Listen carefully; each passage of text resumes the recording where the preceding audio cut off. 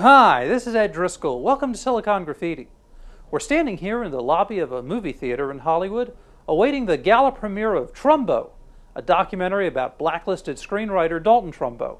The new movie stars Donald Sutherland, Michael Douglas, Dustin Hoffman, Nathan Lane, Liam Neeson, and Danny Glover.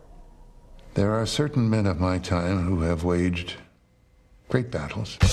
You state your full name. Dalton Trumbo. He was Hollywood's greatest screenwriter. I'm Spartacus. I'm Spartacus. He was one of our heroes. He was an iconoclast. His words still resonate today. I dreamed that the world could be better and tried to make it so. The right man collides with the right idea at precisely the right time. Dalton Trumbo, prisoner number 7551. It's a momentous day here in Tinseltown. Finally on the big screen is a motion picture starring big A-list movie stars about McCarthyism or the Hollywood Blacklist of the 1950s. It's a first for Hollywood. Well, except for 2005's. Good night and good luck. The next show is going to be about Senator McCarthy. We're going to go right at him.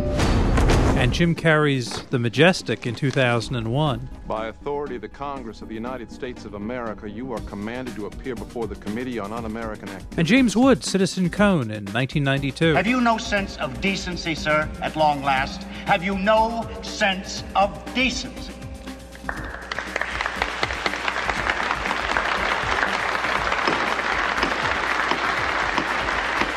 And Robert De Niro's Guilty by Suspicion in 1991.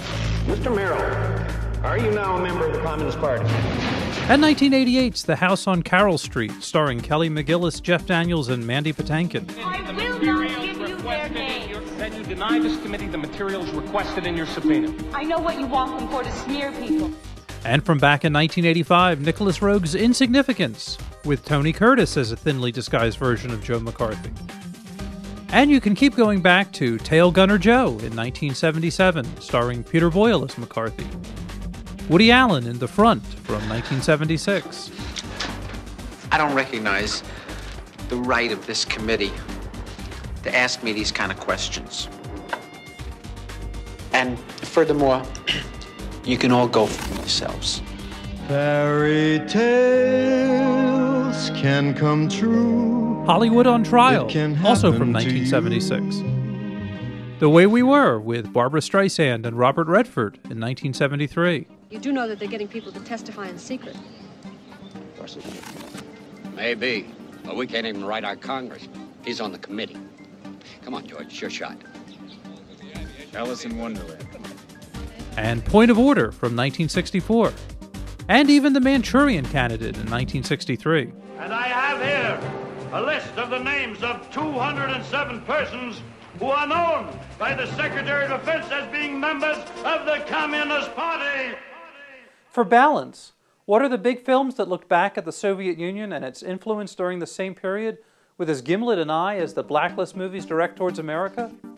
Well, we should give credit to Stanley Kubrick's Dr. Strangelove. Sterling Hayden may have gone insane and Slim Pickens may have rode the bomb down to the ground, but the world was actually destroyed by the Soviet Union. The fools, the mad fools. What's happened? The doomsday machine. When it is detonated, it will produce an upheaval radioactive fallout so that within 10 months, the surface of the Earth will be as dead as the moon. But needless to say, Dr. Strangelove isn't exactly the hardest-hitting anti-Soviet Union film that was ever made. So what big-budget Hollywood-produced or distributed movies depicted the Soviet Union of the first half of the 20th century as the bad guys? Well, there was Dr. Zhivago in 1965. And Enigma, the 2001 movie version of the best-selling Robert Harris book, starred Kate Winslet and mentioned the Katyn Forest Massacre, where the Soviet Union executed 22,000 Polish citizens and army officers in April of 1940. And the new Indiana Jones film, astonishingly enough. So why all of the anti-Blacklist and McCarthyism movies since the mid-1960s, in comparison to only a handful of anti-Soviet Union movies from Hollywood? As Mark Steyn wrote in National Review back in 2006, Hollywood prefers to make controversial films about controversies that are settled, rousing itself to fight battles long won. which is why a new film about the Blacklist or McCarthyism seems to be an annual staple from Hollywood.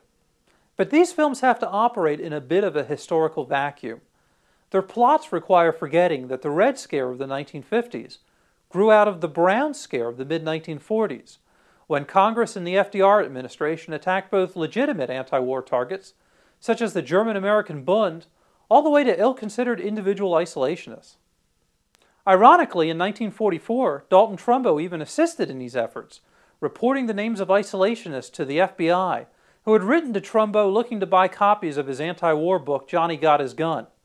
It was originally written in 1939 to promote the Hitler-Stalin Non-Aggression Pact, and then taken off the market on the orders of Stalin once the Nazis invaded the Soviet Union. And the annual Blacklist movie has to radically downplay that there was an evil during the post-war period greater than J. Edgar Hoover and Joseph McCarthy combined. By the time of his death in 1953, Joseph Stalin's Soviet Union had swallowed up half of Europe and acquired the hydrogen bomb. By the early 1960s, his successor, Nikita Khrushchev, threatened, "We will bury you to the West," built a concrete wall to physically cut Berlin in half, and placed nuclear-armed missiles on Cuban soil, less than 90 miles from America.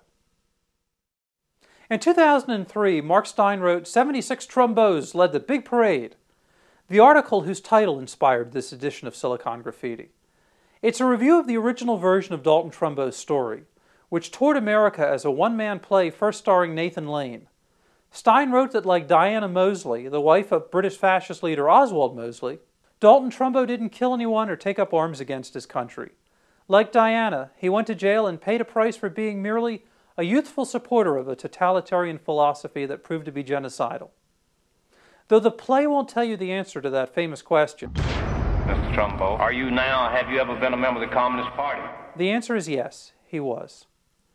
The more interesting question is, how do you feel about getting one of the great moral questions of the century wrong? For Silicon Graffiti, I'm Ed Driscoll.